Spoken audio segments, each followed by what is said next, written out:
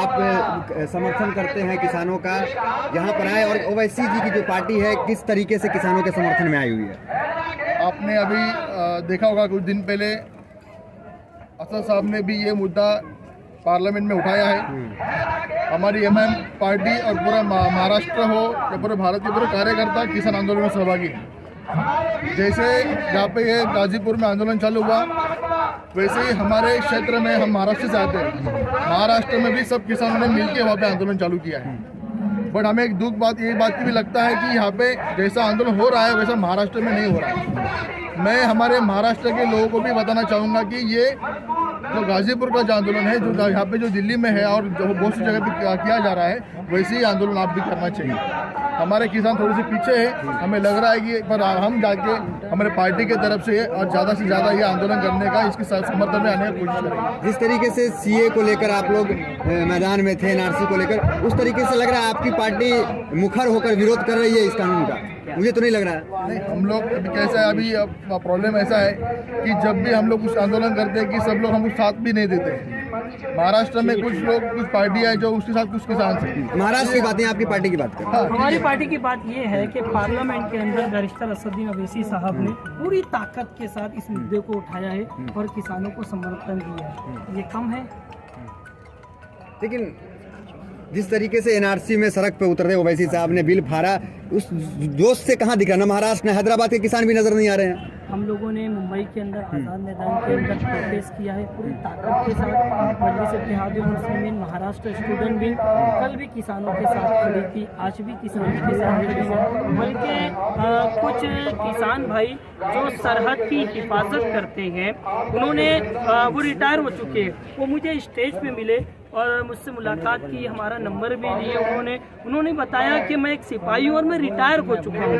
ऐसे सिपाही हमारे देश में जो देश की हिफाजत करते हैं, दिन रात देश की हिफाजत करते गए, उनके बच्चे को, उनके लोगों को आप देशद्रोही बोलते हो, खालिस्तानी बोलते हो। कितने अफसोस की बात है, जिसको आप आतंकवादी बोल रखे हो, उसके बेटे की लाश जब इस देश के तिरंगे के अंदर लपट कर उसके घर पर आती गए, आप खालिस्तानी बोलते हो। तुम्हारा ज़मीर इतना मर चुका है।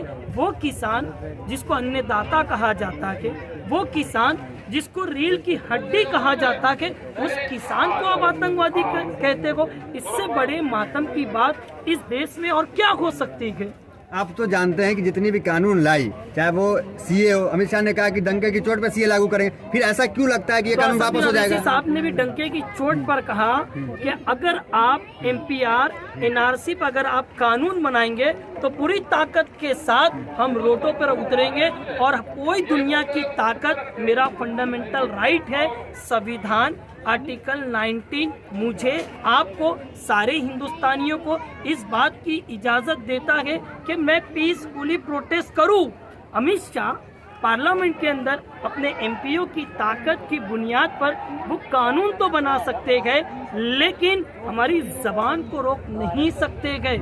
आरएसएस ने हमें बोलने की ताकत नहीं दिया के, मोदी जी ने नहीं दिया के, हमें बोलने की ताकत भारत का संविधान आर्टिकल 19 ने दिया के। अमित शाह ताकत की बुनियाद पर कानून तो बना सकते हैं, लेकिन ताकत की बुनियाद पर मैं आप जो यहाँ पर प्रोटेस्ट कर रखे गए, अमित शाह नहीं रोक सकते। लेकिन सरकार ने तो रुख साफ कर दिया है। सरकार रुख ने साफ कर दिया। सरकार ने, सुप्रीम कोर्ट ने कहा कि इस कानून को आप स्थगित क्यों नहीं करते, और सुप्रीम कोर्ट, भारत का संविधान आर्टिकल 141 ये बोलता है कि जो सुप्रीम कोर्ट बोलेगा वो आपको मानना पड़ेगा। क्यों अमित शाह नहीं मानते? अमित शाह, नरेंद्र मोदी, किसी कानून मंत्री क्यों नहीं मान रहे सुप्रीम कोर्ट की बात को? क्यों नहीं मानते गए? क्या उनको कुछ आपत्ति है? भारत के संसद के अंदर संविधान पर हाथ रख के सारे एमपीओ ने कहा था कि हम संविधान की गरिमा को बाकी रखेंगे, उसकी इज्जत करेंगे, उसकी हिफाजत करेंगे। कहाँ गए वो इज्जत? वो तो कह रहे फंडामेंटल राइट है, वो तो कह रहे डायरेक्टिव प्रिंसिपल है। वो तो कह रहे आंदोलन होते रह रहे हैं, हो रहे हैं, अभी करते रहो आंदोलन, करेंगे, हमारा हक है करने का। कोई दुनिया की ताकत नहीं रोक सकती है। आप रोक सकते हैं हमें?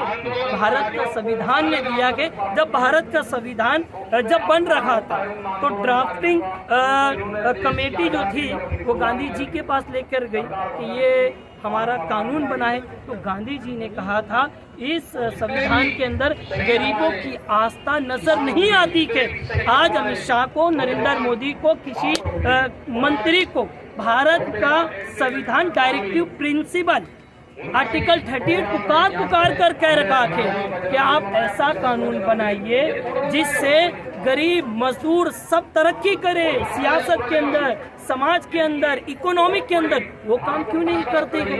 CAA पे कानून बनाएंगे। ये सरकार कानून बनाने वाली है और आप कानून जो बनाते हो वो संविधान आर्टिकल 14-15 के खिलाफ बनाते हो आप। सुप्रीम कोर्ट ने कहा है कि आपको कानून बनाने का अधिकार है, लेकिन संविधान का जो स्ट्रक्चर है आप उसको खलास नहीं कर सकते। बीजेपी संविधान का जो स्ट्रक्चर है उसको खलास करने की कोशिश कर रही है।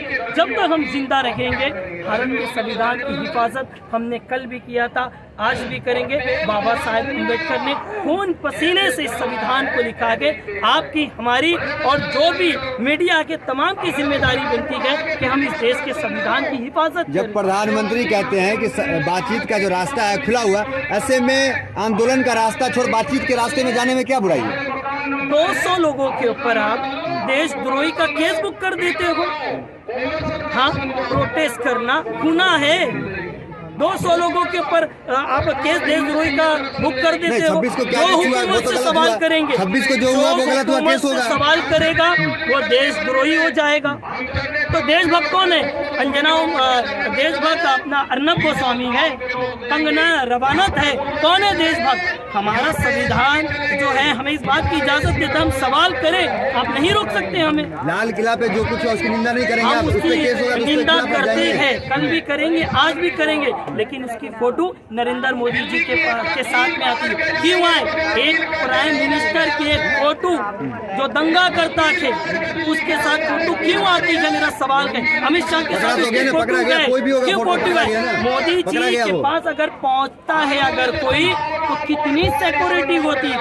कैसे पहुंचा? वो तुम्हारा नेता था, वो बीजेपी का नेता था। लोग समर्थन में आते रहे दूर दूर से, बहुत टाइम से 3 महीने से रेगुलर आ रहे हैं, तो आपको लगता है सरकार झुकेगी? देखिए, जब किसान, इस देश की आवाम रोड पर उतरेगी तो इस देश के अंदर जरूर इंकलाब आएगा और हमें उम्मीद है कि इंशाल्लाह इस देश के अंदर इंकलाब आएगा। सरकार डर गई है, झुकने की बात तो छोड़िए। कैसी है सरकार के 1.5 साल के लिए हम कानून को हटा देते गए। किसानों का डर, कहीं ना कहीं किसानों का डर सरकार को नजर आ रहा है। 56 इंच का सीना कहाँ है तुम्हारा? आज चीन हमारी सरहदों पर घुस जाता है, पार्लियामेंट के अंदर नरेंद्र मोदी जी तस्करा नहीं करते गए। कैसे देश भगते हैं आप? अरे तो समझौता हो गया ना, उनसे समझौता हो गया चीन से। किस बात का समझौता? समझौता हुआ ना कि यहाँ तक आप रहेंगे वहाँ तक हम रहेंगे। समझौता हमारी सरहद में आप आने की इजाजत दे दी किससे? नरेंद्र मोदी जी का देश नहीं है जो आप समझौता कर देंगे और देश की जमीन को दे देंगे। उनका हक नहीं है।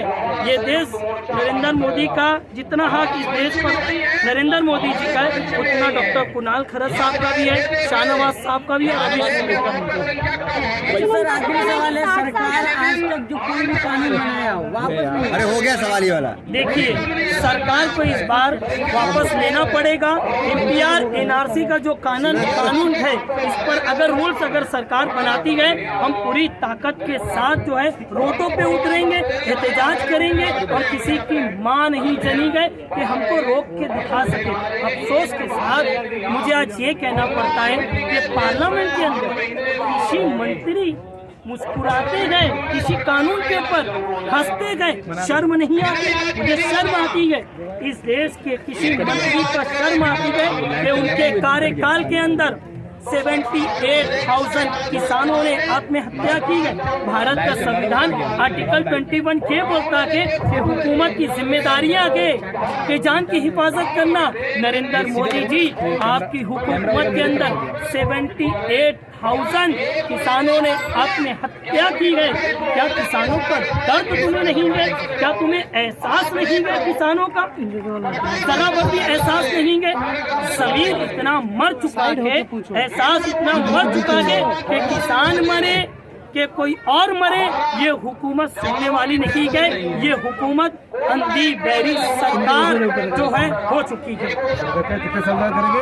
60 साल। मुझे जो सरकार जो हिसाब से पार्लियामेंट के अंदर अगर जो बिल पास कर रही है उससे तो मुझे लगता है कि सरकार बहुत जल्दी गिर जाएगी। और मैं आपसे कहना चाहता हूँ कि हम लोग महाराष्ट्र से आए, ये सरकार बोलती है कि चंद किसानों का जीवी जो है ये सिर्फ हरियाणा और पंजाब का आंदोलन है, तो ये गलतफहमी में मत रहे। हम लोग ये महाराष्ट्र में, मैं जिस जमीन से आया हूँ नवी मुंबई से, पहला शुरू करने वाला आंदोलन किसानों के लिए ये हम लोग ही थे।